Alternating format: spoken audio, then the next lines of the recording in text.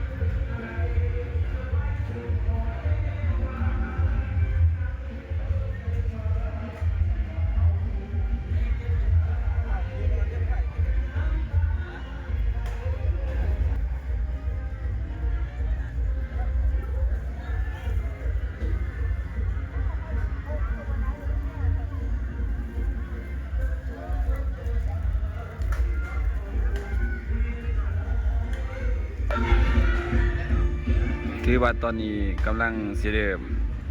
พิธีเนาะก็ได้นิมนต์ครูบาอาจารย์เพิ่นลงมากาเกียมเสด็จพิธีเพื่อสวด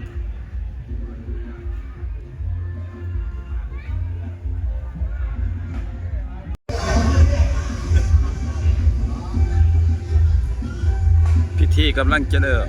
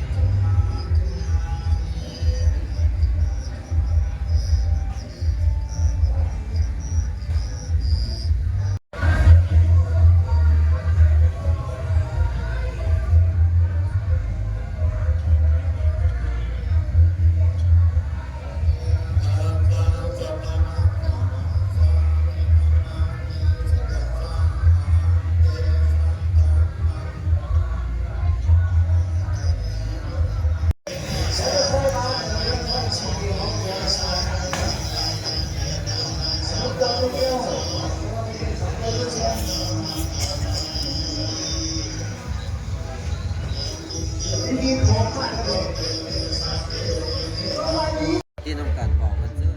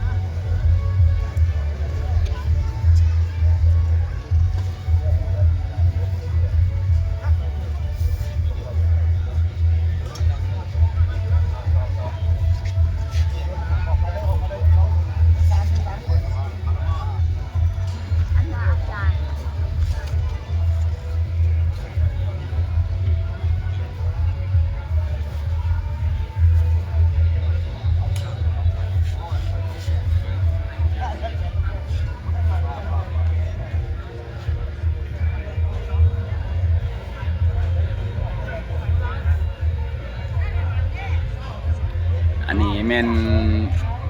พิธีการจุดเทียนไว้ปะแขเนาะ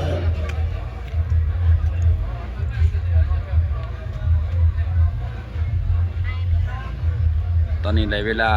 12 โมงกลางคืนเดือน 12 เพ่ง 15 ค่ำ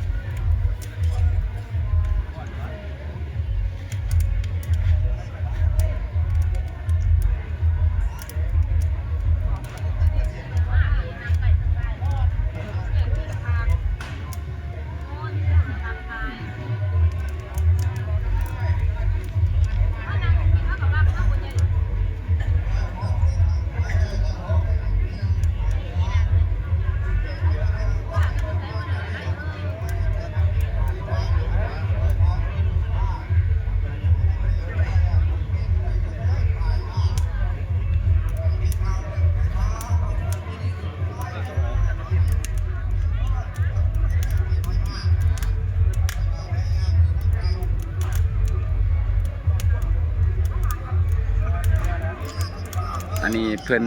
จูดดูดวงเบิ่งอันน้ำฟ้าน้ำฝนเนาะ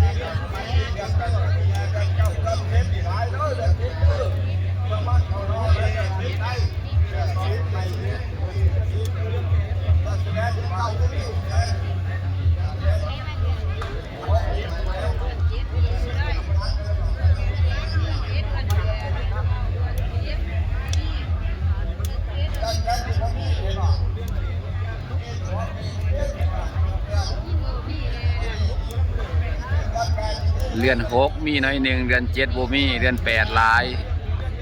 เดือน 9เดือน 10เดือน 11เ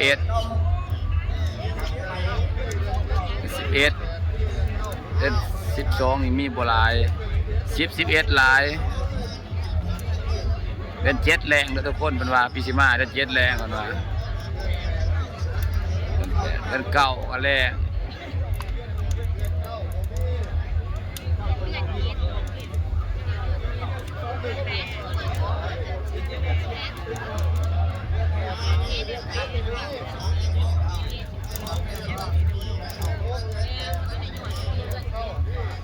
ลายกูโมเป็นเดือน 10กับเดือน 8เดือน 9 6กับ 7บ่หลายแม่นว่า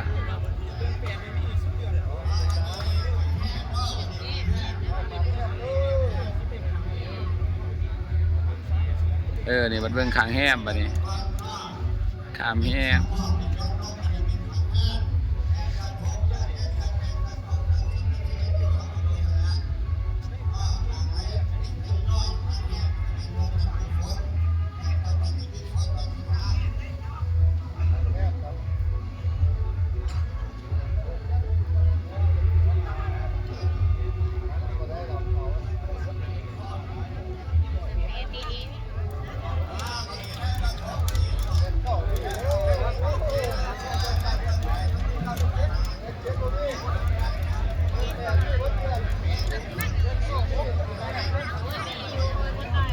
ลายก็โมแมน8 9 10ทั้งออกใหม่ทั้งแฮม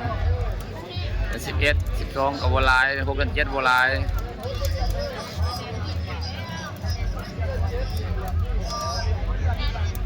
เดือน7นี่น่าจะแรงทั้งออกใหม่ทั้งแฮมเพิ่นว่าเดือน8นี่ทั้งออกใหม่ทั้งแฮมเป็นฝนหลาย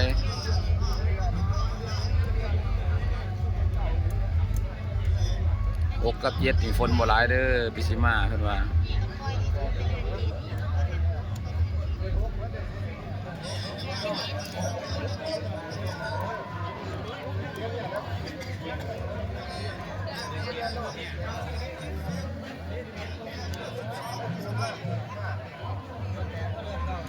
8 9 10ฝนหลาย6กับ7มันบ่มีถึงออกใหม่ทั้งแฮมพี่แอมเดือน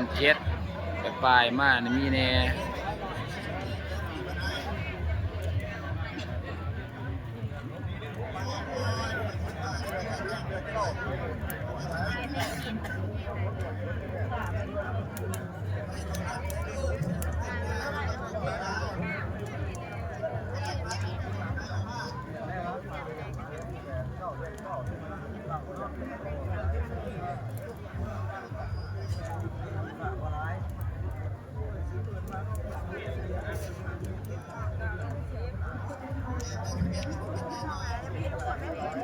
อันนี้ที่ว่าเป็นงานบุญไหวประเคเนาะที่ว่าอยู่ในประเทศลาวเฮานี่อาจจะมีแห่งเดียวแต่เป็นหีบของประเพณีของพี่น้องลาวใต้เฮาที่สืบทอดกันเฮ็ดมาแต่รุ่นปู่รุ่นย่ารุ่นอีพ่ออีแม่เนาะเป็นทายนำฟ้านำฝนแต่ละปีเดือน12เพ่งต้องมีทุกปี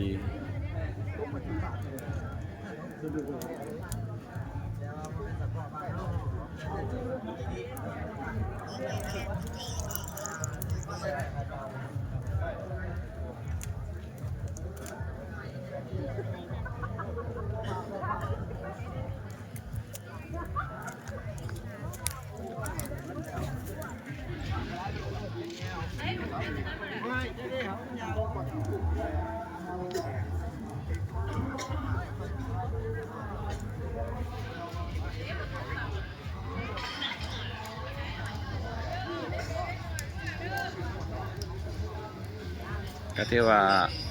พิธีเพิ่นก็เริ่ม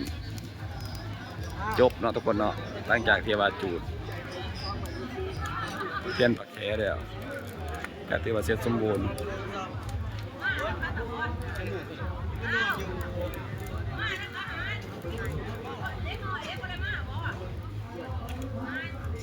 สำหรับวิดีโอนี้คลิปนี้ก็ฝากทุกคนไว้สำหรับคนเด้อ